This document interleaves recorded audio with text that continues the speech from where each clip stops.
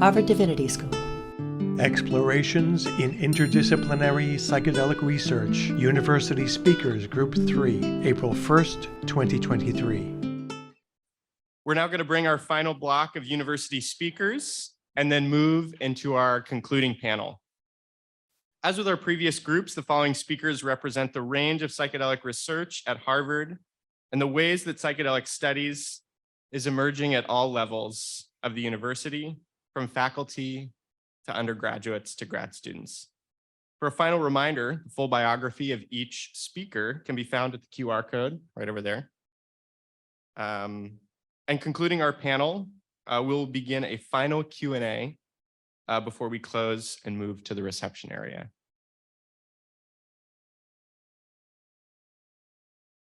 So with that, I'll introduce our first speaker here, Dr. Suzannah Clark. Suzannah Clark is director of the Mahindra Humanities Center and the Morton B. Nafel Professor of Music.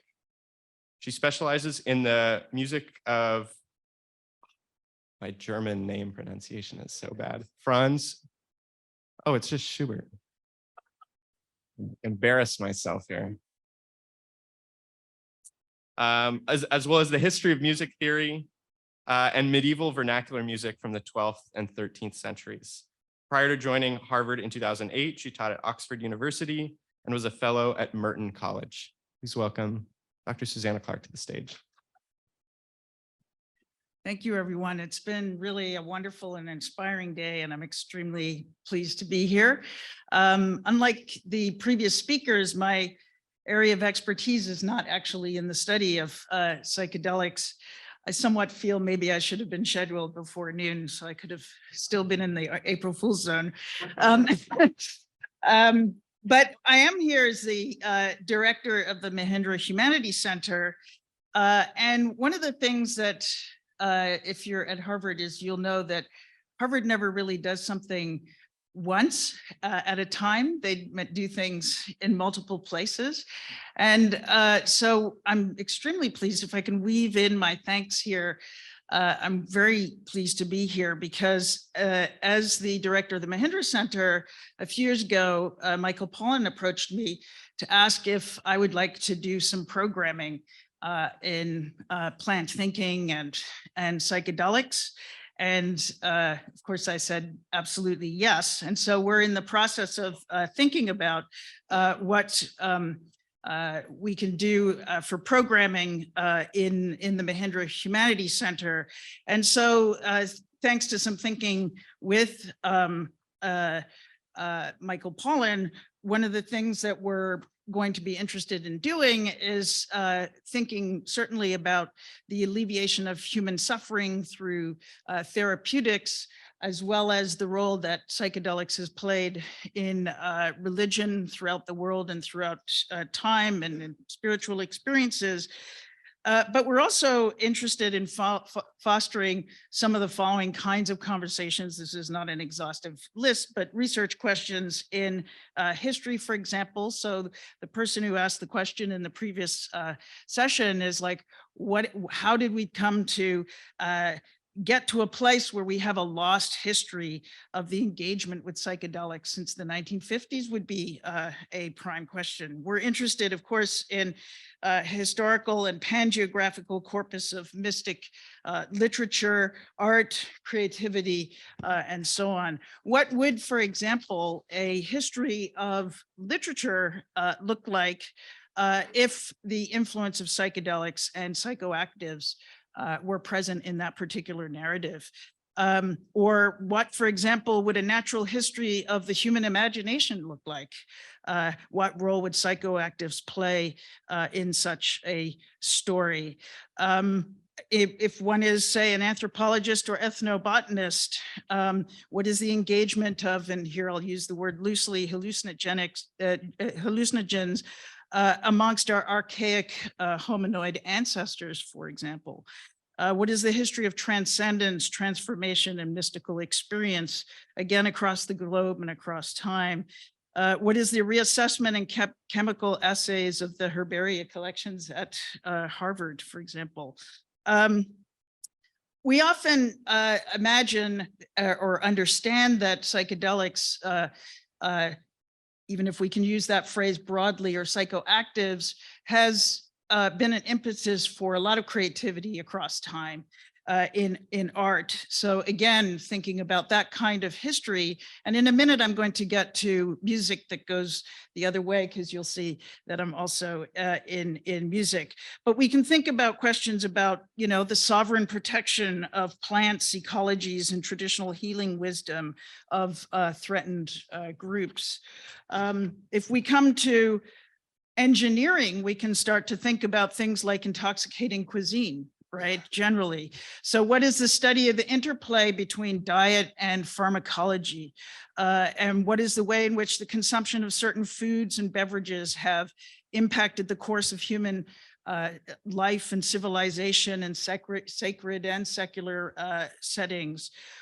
What is the depiction of altered states of consciousness across periods, and so on? The list does go on, but I do think, broadly speaking, we can think, what is the role that psychoactive plants play in human evolution? And now what I want to do for the remainder of my time is jump here a little bit as a musicologist and a music theorist, and here I'm coming into territory where, you know, as I say, I'm not a researcher in this area, but I do want to talk about or touch on three kind of musical moments where music serves as an ingredient, or in other words, there's a sonic ingredient to the experiences that we're talking about. And we've heard from previous speakers who have mentioned music and Grant Jones is composing music, which I think is absolutely critical here.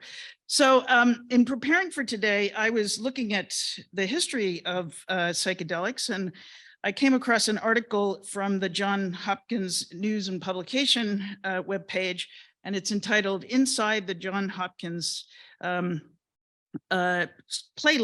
right? And this is a playlist that Bill Richards was thinking about and talking about, and it's described as music chosen for its ability to guide and support the participant's experience. And the playlist that was being discussed dates back from 1967. And then in the article, there were a list of samples from the playlist. And I am a classical musician, and I love classical music, and I noted that there was a lot of classical music. To me, that's actually a problem, right?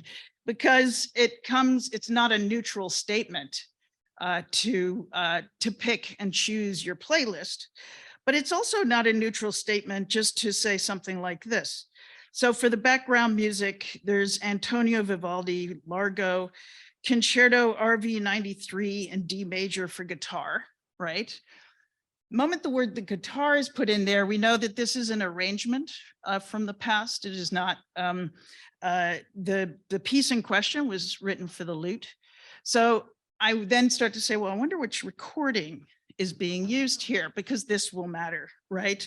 If you play on the original lute, the timbre is very different. The way you pluck the strings is very different.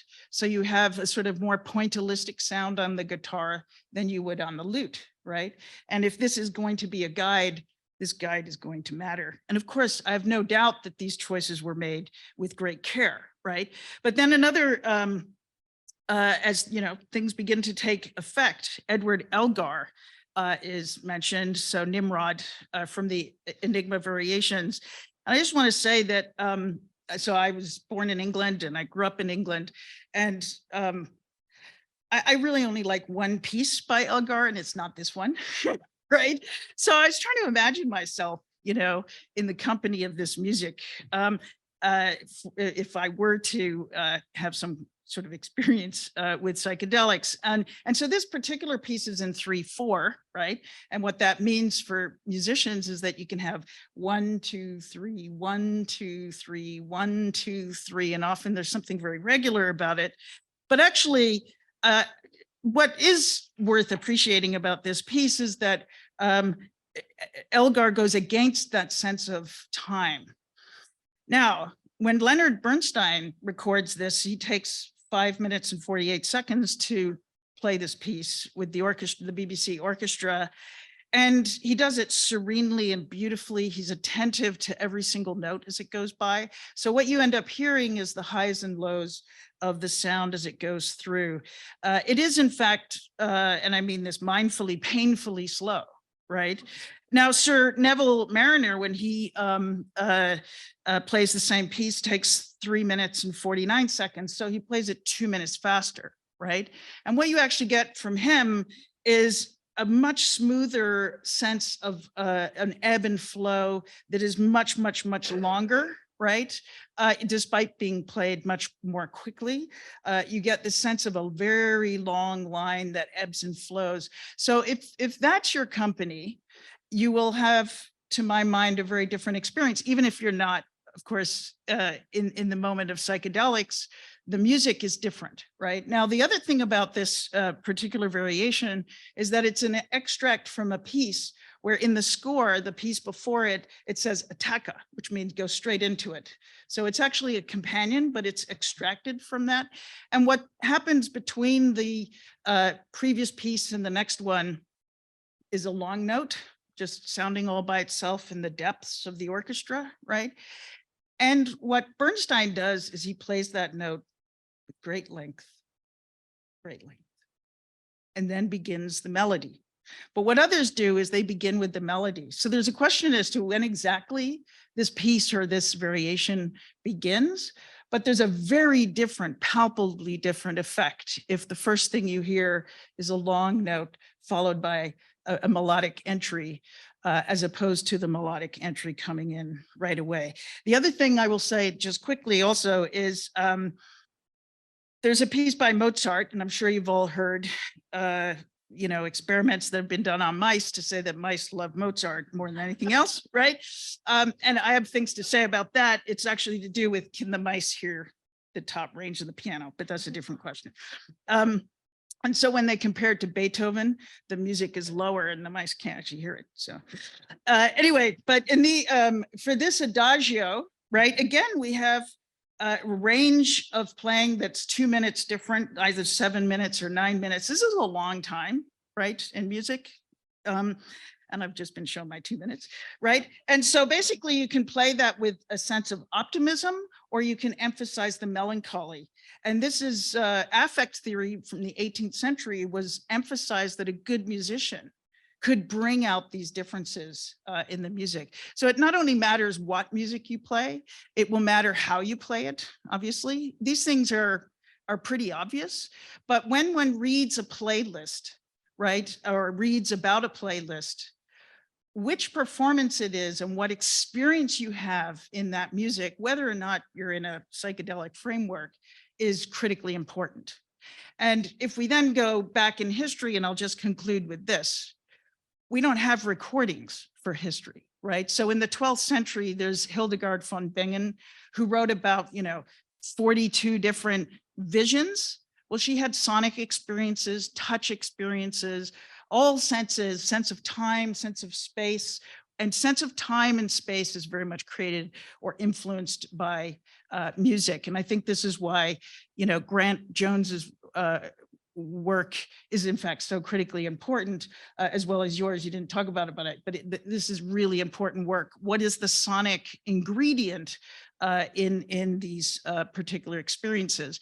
We also do know, despite the fact that writers of ancient Greek, the mystical experiences, they're desperate to know what the substance is, right?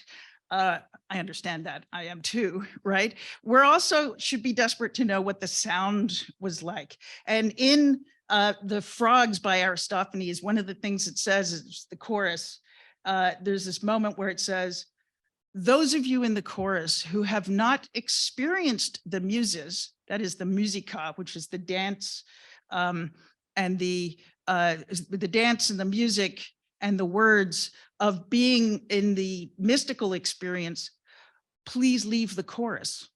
So that meant that the sonic sound in that particular play the people remaining would have had some sort of sonic experience. It's an engagement back and forth, both with the creation of the sonic experience and with the sonic experience that one introduces as an ingredient into this equation. And so just to end, I will say, one of the great things about today is I got reading, and I think I will be doing more thinking, and I might even be in this field. So thank you. Yeah, how about that playlist? Does anybody check that thing out? Every once in a while, you know. Next up, we have Max Ingersoll. Max is a junior at Harvard College and he is also from Cambridge, Massachusetts. And he's studying sociology. He's been co-president of the Harvard Undergraduate Psychedelics Club alongside Yana Lazarova-Wang since the spring of 2021. He's interested in the creation of psychedelic organizational culture, specifically focusing on the question of how to facilitate and create systems that reproduce trust, vulnerability, and authenticity. And he's also a designer, musician, and visual artist. Please welcome Max to the stage. Thanks so much, Paul. Thanks so much, Jeff. Funny little anecdote as well. I'm actually a Mahindra scholar from Dr. Clark's program. So that's a great, you didn't even know that, but it makes sense that we're back to back. Really happy to be here. Thanks for having me. Yeah, so this talk is about building psychedelic community and organizational culture at Harvard College through the Harvard Psychedelics Club. So big emphasis of what we're doing over there is thinking about kind of 50% community, 50% mission, and creating an organization that has both of these elements, but that is also has boundaries between them so that people amidst their busy schedules don't get overwhelmed by work, but also have the support of the community. Yeah, so reflecting this year, creating dialogue and awareness about the impact psychedelics have had on culture, science, spirituality, et cetera. And working to destigmatize psychedelics and advocate for decriminalization, and then also building and co-creating a community based on trust, vulnerability, and authenticity to assist in the development of deep relationships for their own sake, and also the growth and healing of members and supporting each other in that kind of to whatever capacity each individual wants. So really kind of thinking about balancing having structure in a container, also with leaving room for creativity and for individuals and students to make psychedelics their own, but also be in dialogue and conversation and learn from traditions that have been going on for thousands of years. Here's a little history on a fun slide. So obviously, I'm sure you all know about the history of psychedelics at Harvard in the 60s, but there was a bit of a drop for a while. So here we're back again on the undergraduate level. And so another group founded the club as the Science of Psychedelics Club in 2019, and they did the amazing work of getting an officially recognized Harvard undergraduate club. And that's amazing, but kind of fell dormant during COVID, as many things did in the college and everywhere. So my co-president, Yana, and me, we picked it up in the spring of 2021, changed the name, dropped the science of. Of course, science is still an important part, but more than just that. And then we've been really working on building out an organization with systems, with traditions, with all these things so that it'll propagate and continue and hopefully be institutionalized going forward. So we've had 3 kind of onboarding periods of bringing in new members and really co-creating this culture and getting to know each other in a deep way. I realize I have to go a lot faster because I have a lot of slides. A little bit about me. I've had personal experience with psychedelics. I had pretty intense depression throughout my adolescence, and psychedelics and meditation have been incredibly helpful for me. And that's really why I'm here today. And I also, and that those experiences and really inform everything that I do. And then also I really love design thinking and creativity and the intersection between healing and creativity and all these things. And I'm really, they're all connected, but thinking about in the world that we're in with these different disciplines and categories, how we can bring them together. I also want to acknowledge Yana, who's an absolute legend, who's been my co-president for 2 years, and she's like a complete rock, incredibly great work partner, and none of this would be possible without her. And it's been such an honor to work with her for these past 2 years and to become close friends. And then also to our two of our executive directors, Ricardo and Michael, who have been also incredibly hardworking and the club is really a team effort, and it's like, it's so fun to have a lot of passionate people coming together and working and really taking initiative and just putting on events and making it their own. So a lot of love for all these people. So yeah, I'm really interested. I could talk about for so long about all the different aspects of the club, but I know I'm already running low. So I'm really interested in organizational culture and how to balance inclusivity, and really having that be a core value of the organization, but also really protecting this countercultural space, cultivating and protecting this countercultural space in the heart of Harvard College, which, as many of you know, is a pretty intense culture. So how do we kind of juggle these two things where we're inclusive and we let people in, but also where we really protect this culture that is countercultural? So the way we've kind of thought about this is creating different layers, kind of concentric circles. There's theories of organizing relating to this that my sister told me about. But kind of at the very core, we have the executive board, people who really put a lot of energy and a lot of time into shaping the organization. And then we have the board, which requires a comp process, which is like in onboarding applications. So people who are really, the biggest thing we look for is demonstrating interest and enthusiasm and ability to commit time, because that's the most difficult thing. It's like, everyone's like, oh, that sounds great. And then they're so busy that they can't devote time. So, and then we have the broader Harvard community, people who come to the public facing events we put on. And that's really like the lifeblood of the community, like all the people who come in and join in and share their experiences and perspectives. And then the broader kind of reach, we have like 5 or 6, I think, thousand, maybe something around there on our mailing list, and then on social media as well. So working on reaching a broader audience out there. And here's a picture of the board of the organization. And there are even a few other people here I don't have pictures of on, but it's really a large group, and everyone comes in and makes it their own. And it's really fun because it's very interdisciplinary. So people study all different things, from neuroscience to sociology, like me, to history, or to anything. So we have a bunch of different initiatives going on. We could talk a lot about each of them, but the biggest ones we've got going on are events, social media, kind of merch, visual culture, editorial, and website. So I'll talk a little bit about events. So we have open events and then board events, which are, 2 minutes. Okay, I'll just like breeze through these. So we put on events, bring people together, both educational events and kind of art and cultural events, art making nights, panels, speaker series, art shows. So our art show is our big tradition that we put on each semester to celebrate student creativity and art, and kind of art for its own sake, as opposed to like art because my art is so good or something like that, which I think at a place that's very elite like Harvard, it can be difficult to kind of share one's work, because oftentimes the frame that's put on it is this frame of like judging the quality. But so many of us love to make art, and not because it's such great art, which it might be, but just for the joy of being a creative being. So really cultivating that non-judgmental environment, and then also featuring and showcasing student musicians and just enjoying live music for its own sake as well.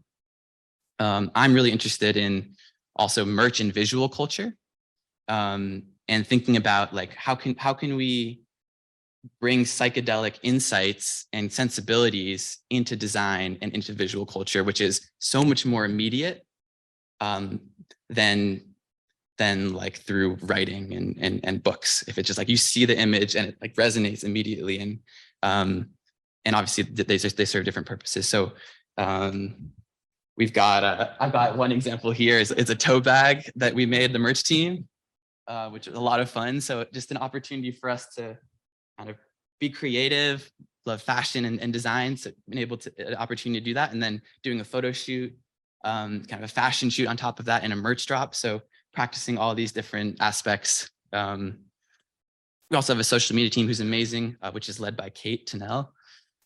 She's wonderful, and Yao Yin also for a long time was the steward of it. And we work on educating and sharing, connecting the community, and also educating about a lot of thought and research that's going on, and looking at the history as well, and cultural impacts, and spiritual impacts. And I wish I could talk, but I got time.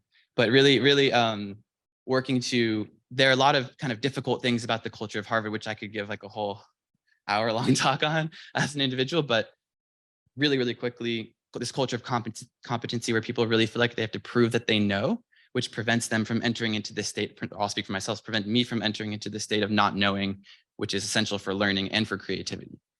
So really working on creating an environment that in reaction to that, that allows for that humility and safety. And then also this toxic busyness where everyone's so busy because there are so many opportunities that it's like, that it's difficult to actually get people to focus, and all these amazing people, but they're spread so thin. So really working on trying to create that critical mass of attention. Here are our values. I won't go too in depth, I'm out of time, but inclusivity, individual expression, passion, and quality and integrity, which is really kind of subjective and up to one's own. But yeah, a couple things, next steps for us. We're really working to institutionalize the club, as I said, and make it a really fundamental part of the Harvard community going forward in the undergraduate landscape. And to do that, and to continue to build out the psychedelic network to connect students to mentors and really get young, excited people into this burgeoning field. And then also continue to establish traditions that recreate these cultures of authenticity. So like, I'm doing a research project right now and thinking about like, okay, how can what's a program or what's a tradition we can design that does this and allows for the renorming and storming of values. And then ramp up fundraising if anyone has any loose money lying around that they want to get rid of. We're really excited about what we're building here as a team and hoping to institutionalize it. And a big part of that is getting access to a physical location and a physical space, which is expensive here. So that's kind of another next step. But thanks so much to you all. Thanks. Sorry for taking up extra time, but appreciate you. Max, if people are so inclined to find this tote bag somewhere, is there anywhere we can direct them? It's sold out, but we have. Of course. Keep an eye out. If you follow the Instagram, you'll be able to see when the next merch comes. Nice. All right, for our last individual presentation, and then we'll follow by our panel on regulatory and legal contexts. We have Logan Fahrenkopf from the law school. Logan is a JD candidate at Harvard Law. Prior to law school, he worked on monoclonal antibody production at Regeneron Pharmaceuticals. At Harvard Law School, he serves as a research assistant for the project on psychedelics law and regulation, and is pursuing independent research on psychedelic legalization. Please welcome Logan to the stage. Good afternoon, everyone. Echoing for the penultimate time, a big thank you to Jeff, to Paul, to everyone who worked so hard on putting this event together. Now that the day is coming to a close, I think we can all agree it's been a resounding success, so well done. My name's Logan Fahrenkopf. I'm a student at Harvard Law School, where I work as a research assistant at POPLAR, the project on psychedelic law and regulation, with professors Mason Marks and Glenn Cohen, who you will hear from shortly. So hopefully they have few, if any, corrections to make to my remarks. My path to psychedelic regulation and the law more broadly is a circuitous one. I studied evolutionary biology in undergrad with a plan to pursue a PhD in the subject, like Justin, whom we heard from earlier. Instead, I found myself in the world of pharmaceuticals, where I was introduced to intellectual property, and that set me on a path to law school. Upon arrival, I reached out to Professor Cohen, who serves as the faculty director for the Petrie-Flom Center, which is basically the hub for the intersection of law and biology at HLS. He told me there was an open position at POPLAR and asked if it was something I'd be interested in. Now, I had a personal interest and curiosity, but also a more professional interest from the aforementioned Michael Pollan's How to Change Your Mind. And I read that at the tail end of my undergraduate education, so I leapt at the chance to join POPLAR.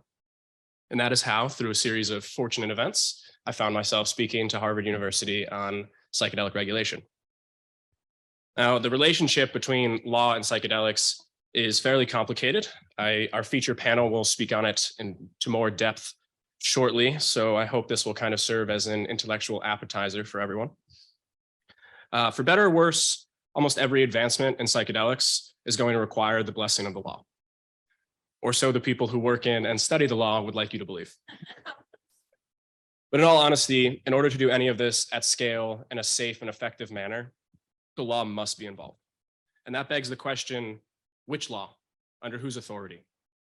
The most shocking experience that I've had while working on psychedelics this far is discovering the nebulous web of current and potential claimants to psychedelic regulation.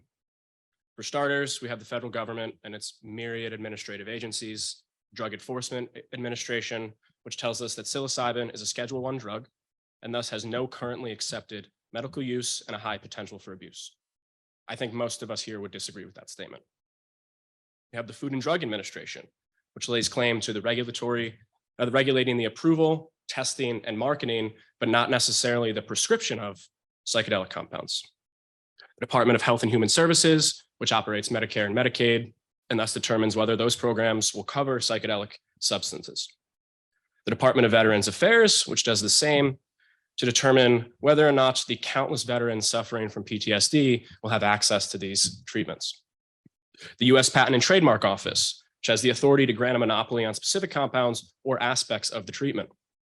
The Internal Revenue Service, which levies harsh tax treatment on businesses that engage in trafficking Schedule I and Schedule II substances, as determined by the DEA.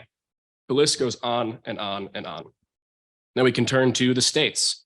As most of us know, the people of Oregon and Colorado have elected to take matters into their own hands, as many states did with cannabis.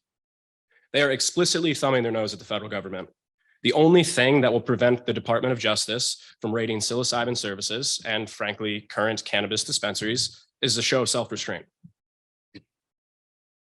The Constitution developed a system of federalism that divides power between the federal and state governments, but it's a fairly dynamic balance, with each side in a struggle for power and control that must, on occasion, be arbitrated by the courts. It's not exactly a model of stability that offers fertile ground for a nascent industry to grow. And I don't want to paint the picture that law only serves as this oppressive, patriarchal monolith that prevents access to beneficial compounds. Law and regulation is undeniably necessary in the path forward towards promoting safe, affordable, and equitable access to psychedelic compounds. One can imagine a wild west of psychedelics where unknowing customers are ingesting benign, inactive compounds at best.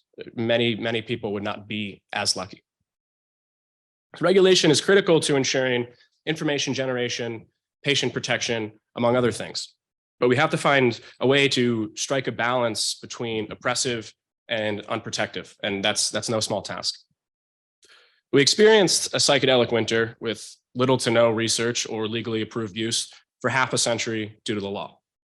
And now, nearly 60 years to the day that a disgraced Timothy Leary left Harvard University, and over 50 years since President Nixon signed the Controlled Substances Act into law, here we are on Harvard's campus, once again talking about psychedelics.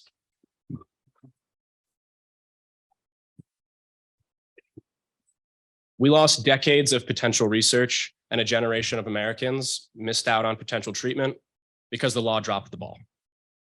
This time, through the hard work of my colleagues and many other people, and with a little bit of hard luck, or with a little bit of good luck, hopefully no hard luck. But through the hard work and a little luck, we won't drop the ball again. Thank you.